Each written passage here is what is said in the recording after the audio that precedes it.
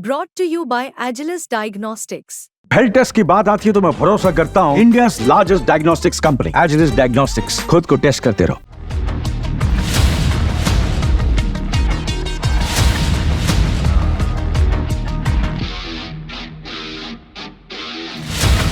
चीनी राष्ट्रपति Xi Jinping ने हाल ही में अपने सैनिकों से एक बार फिर से जंग के लिए तैयार रहने की बात कही और ताइवान पर चीन के इरादों को स्पष्ट कर दिया। चीन की सेना ताइवान के आसपास कई बड़े युद्धाभ्यास कर रही है और उम्मीद जताई जा रही है कि जिनपिंग के इस बयान के बाद ताइवान पर हमला होने की संभावना है।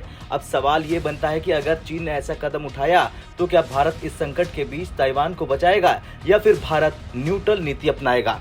सबसे पहले बात करते हैं चीन ताइवान की। तो चीन और ताइवान के बीच विवाद का इतिहास लंबा है। चीन ताइवान को अपना हिस्सा मानता है जबकि ताइवान युद्ध को स्वतंत्र देश मानता है। 1949 से ताइवान स्वतंत्र देश के तौर पर काम कर रहा है, लेकिन चीन की सत्ता में बैठी कम्युनिस्ट पार्टी हमेशा से ताइवान को अपने एक प्रांत के रूप में देखती है और उसे पुनः चीन का हिस्सा बनाने की कोशिश कर रही है। अब जिनपिंग के द्वारा दिए गए बयान और युद्धाभ्यास से साफ हो गया है कि चीन ताइवान पर कब्जा करने के लिए हर संभव प्रयास करेगा। चीन का कहना है कि वो ताइवान पर कब्जा करने के लिए किसी भी सीमा तक जा सकता है। जिनपिंग ने ताइवान के चारों ओर युद्धपोत, फाइटर जेट्स और मिसाइल सिस्टम तैनात करवा दिए हैं, जिससे ताइवान की सुरक्षा पर बड़ा खतरा मंडरा रहा। अब भारत के लिए ताइवान का संकट एक बड़ा उदाहरण है। ताइवान के साथ भारत के कोई औपचारिक कूटनीतिक रिश्ते नहीं है, लेकिन भारत हमेशा से ताइवान के समर्थन में रहा है। भारत ने ताइवान की रक्षा के लिए कई अंतर्राष्ट्रीय मंचों पर आवाज उठाई है। इसके अलावा भारत और ताइवान के बीच व्यापार और सांस्कृतिक संबंध भी मजबूत हो रहे हैं। भारत की स्थिति इस मामले में बेहद संवेदनशील है। एक ओर जहां चीन के साथ भारत के सीमा विवाद चल रहे हैं, वहीं ताइवान के समर्थन में खड़ा होना भी भारत के लिए एक जटिल स्थिति उत्पन्न कर सकता है। ताइवान के खिलाफ चीन के हमले की स्थिति में भारत को ये सोचने की जरूरत है कि उसे किस प्रकार की भूमिका निभानी चाहिए। चीन इस वक्त ताइवान के आसपास सबसे बड़े युद्धाभ्यास कर रहा। इन युद्धाभ्यासों में सैकड़ों युद्धपोत, फाइटर जेट्स और मिसाइल सिस्टम शामिल हैं। चीन का उद्देश्य साफ है कि ये ताइवान पर हमला करने के लिए पूरी तरह से तैयार हो चुका है। जिनपिंग के निर्देशों से ये साफ हो गया है कि चीन अपनी सैन्य शक्ति को और मजबूत करने के लिए हर संभव प्रयास कर रहा।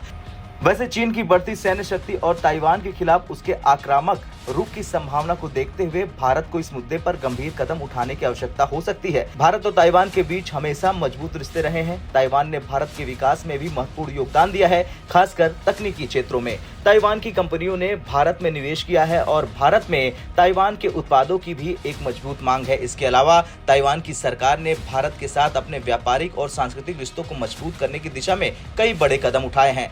भारत ने ताइवान के साथ अपने रिश्तों को हमेशा शक्तिपूर्ण और सकारात्मक बनाए रखने की कोशिश की है, लेकिन चीन के बढ़ते दबाव और उसकी सैन्य तैयारियों को देखते हुए भारत को ताइवान के साथ अपनी साझेदारी को और मजबूत करने की जरूरत हो सकती है।